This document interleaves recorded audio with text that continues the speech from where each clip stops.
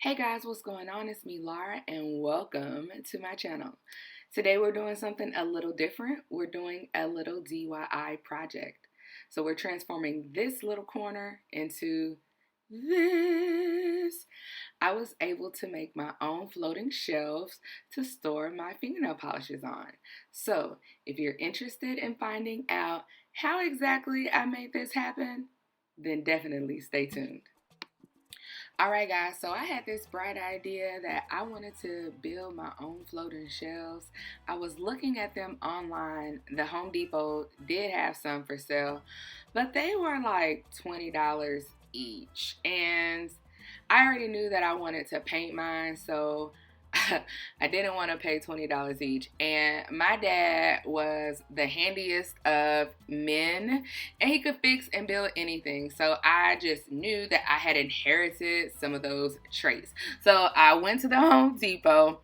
I went to the shelving unit area, and I couldn't find a small board, but I did find these hobby boards, and they're about 24 inches long and about 2.5 inches deep. So that was the perfect size of what I was looking for. So then I went on the wild goose chase because I was looking for nails and screws, and decided that I definitely needed some wood screws. And so I went and got some.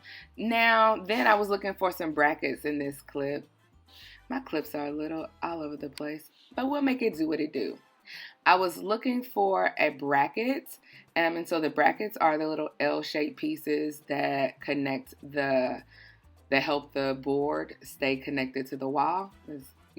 Those are brackets. But these were all too big. So then I had to go on another search for smaller brackets.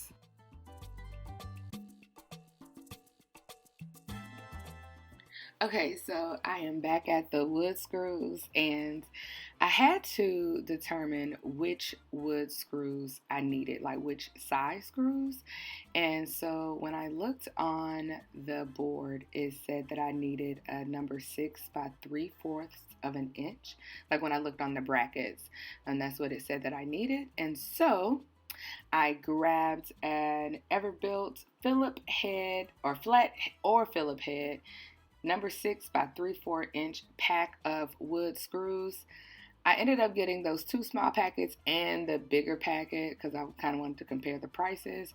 So I ended up going with the 100 pack of screws. That's what I ended up purchasing. And it was about $4.25.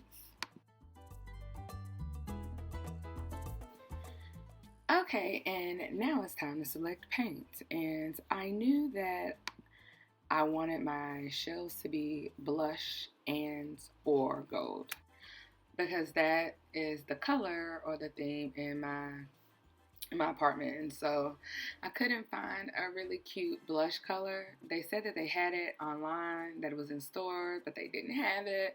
So I ended up going with a pure gold spray paint, metallic spray paint color. And so this is just me checking out. I ended up spending a total of $36.97. However, I did buy 2 post-it, like, the command strip hooks. I did buy 2 of those.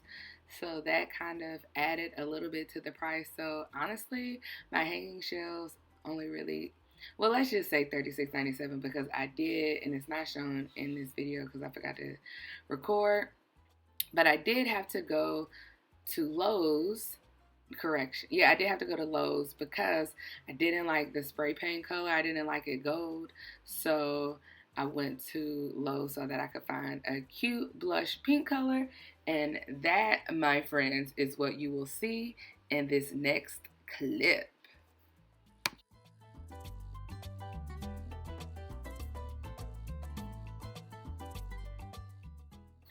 All right, this next part should go without saying, but I'm going to say it anyway. When you spray paint, always make sure you spray paint outside. You do not want to kill yourself or make yourself like way too high. And seeing as though we are wearing masks right now, it would be a really great idea to just go ahead and put that mask on your face while you're spray painting, because I promise you it will make you feel so much better afterwards.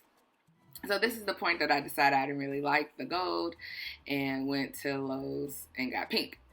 So this is the finished product. I sprayed 3 sides the pink blush color, and I sprayed the bottom side the gold color. What you see me doing now is kind of lining up all of my shelves just to make sure they're all facing the same direction. So that when I put on my brackets, they're all facing the correct way. And so what you're wanting to do is the rough part of your shelves. So I had a rough side, and it's going to be one of my short sides. That's the side that's going to be against the wall. That's also the side that you're going to want the bracket facing out at. So the flat part that's facing me is my rough side. I then am going to take my screws. You need 4 for each board if you use 2 brackets. I'm going to take my screws and I'm going to go ahead and screw those in. My drill was in some type of mood, so she was really kind of weak.